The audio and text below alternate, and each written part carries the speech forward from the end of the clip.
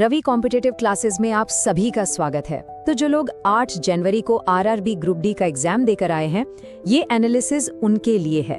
चलिए फटाफट देखते हैं कि पहली शिफ्ट का पेपर कैसा था, सब्जेक्ट वाइज, और कौन से सवाल आपकी आगे की तैयारी में मदद कर सकते हैं। चलिए बिना टाइम वेस्ट किए सीधे मुद्दे पर आते हैं। हम 8 जनवरी के पेपर को डिकोड करने वाले हैं। इससे ये पता चलेगा कि एग्जाम में असल में पूछा क्या जा रहा है, ताकि तैयारी एकदम निशाने पर लगे।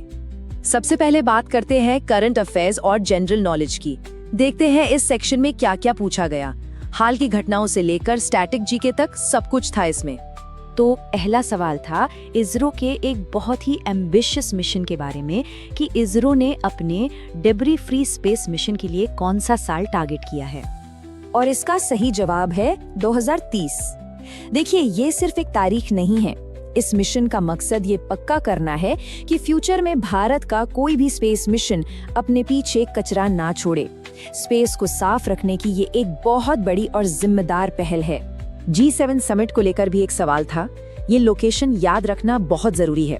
2024 में इटली, फिर 2025 में कनाडा और 2026 में फ्रांस। आने वाले एग्जाम्स के लिए भी ये काफी इंपॉर्टेंट हो सकता है। चलिए अब कुछ और जीके के वन लाइनर्स पर जल्दी से नजर डाल लेते हैं। AFI कमीशन की हेड कौन बनी है? अंजू बॉबी जॉर्ज। थाने से संसद रत्न अवार्ड मिला है नरेश महस्के को। इंश्योरेंस सैंडबॉक्स फ्रेमवर्क किसने लॉन्च किया? IRDAI ने। नई टैक्स व्यवस्था में 12 लाख रुपए तक की सालाना आमदनी पर कोई टैक्स नहीं है। और एक बहुत ही जरूरी सामाजिक मुद्दे पर सवाल था, मैनुअल स्कैवेंजिंग को संविधान के किन आर्टिकल्स का उल्लंघन माना गया है? जवाब है आर्टिकल 17 और 21।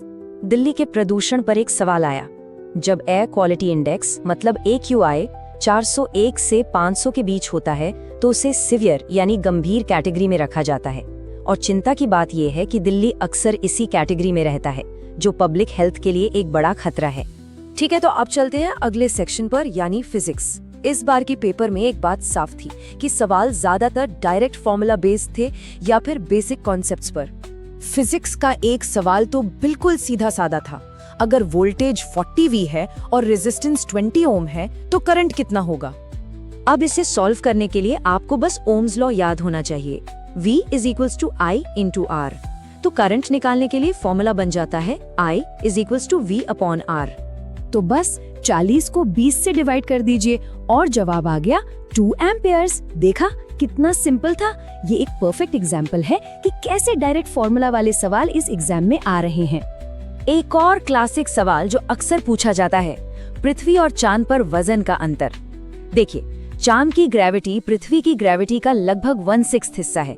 तो इसका सीधा मतलब है कि किसी भी चीज का वजन चांद पर पृथ्वी के मुकाबले 1/6 हो जाएगा। चलिए फिजिक्स के कुछ और की कॉन्सेप्ट्स देखते हैं जो पूछे गए। अवतल दर्पण यानी कॉन्केव मिरर के सेंटर ऑफ कर्वेचर पर रखी चीज की इमेज कैसी बनेगी? जवाब है रियल, इन्वर्टेड और सेम साइज की। दूसरा, फ्यूज को हमेशा सीरीज में क्यों लगाते हैं? सेफ्टी के लिए। सर्कुलर मोशन का एक अच्छा सा एग्जाम्पल क्या है? पृथ्वी का चक्कर लगाता हुआ कोई सैटेलाइट।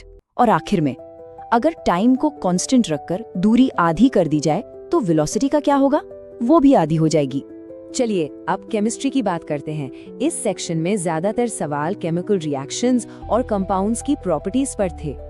एक सवाल था हाइड्रोकार्बन की रिएक्टिविटी को लेकर। सिंपल सा कॉन्सेप्ट है, सैचुरेटेड हाइड्रोकार्बन्स में सिर्फ सिंगल बॉन्ड होते हैं, इसलिए वो कम रिएक्टिव होते हैं, जबकि अनसैचुरेटेड हाइड्रोकार्बन्स में डबल या ट्रिपल बॉन्ड होते हैं जो उन्हें ज्यादा रिएक्टिव बनाते हैं। एक और रिएक्शन पर बेस्ड सवाल था, जब कोई नॉन मेटालिक ऑक्साइड जिसकी नेचर एसिडिक होती है किसी बेस के साथ रिएक्ट करता है तो क्या बनता है? ये एक न्यूट्रलाइजेशन रिएक्शन है और इसका प्रोडक्ट हमेशा सॉल्ट और वाटर ही होता है। इसे याद कर लीजिए। एक और डायरेक्ट सवाल, जब इथेनॉल सोडियम के साथ रिएक्ट करता है तो कौन सी गैस निकलती है? और इसका सीधा सा जवाब है हाइड्रोजन गैस। और अब आते हैं हमारे चौथे सेक्शन पर, बायोलॉजी। इसमें जीवन की जो बेसिक प्रक्रियाएं हैं और ह्यूमन बॉडी से जुड़े सवालों पर फोकस था। एक सवाल था कि बीज से नए पौधे के उगने की प्रोसेस को क्या कहते हैं?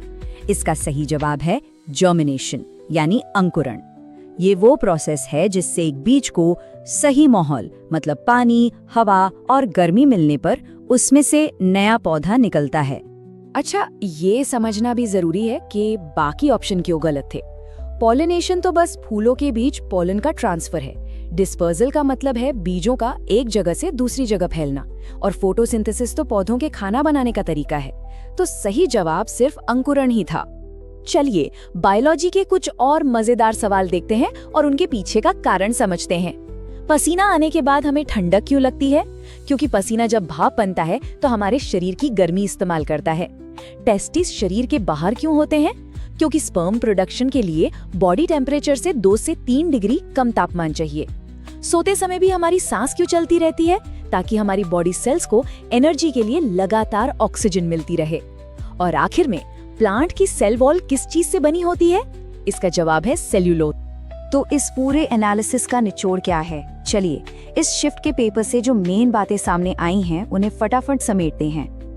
देखिए, इस पेपर से जो टेकअवेज हैं वो साफ हैं। फिजिक्स में फॉर्मूला पर अच्छी पकड़ होनी चाहिए, केमिस्ट्री में बेसिक प्रॉपर्टीज और रिएक्शन टाइप्स पता होने चाहिए, बायोलॉजी में ह्यूमन और प्लांट लाइफ के कोर कॉन्सेप्ट से सवाल आ रहे हैं, और करंट अफेयर्स के लिए हाल की सरकारी योजनाएं, अपॉइंटमेंट्स और इंटरनेशनल इवेंट्स बहुत जरूरी हैं।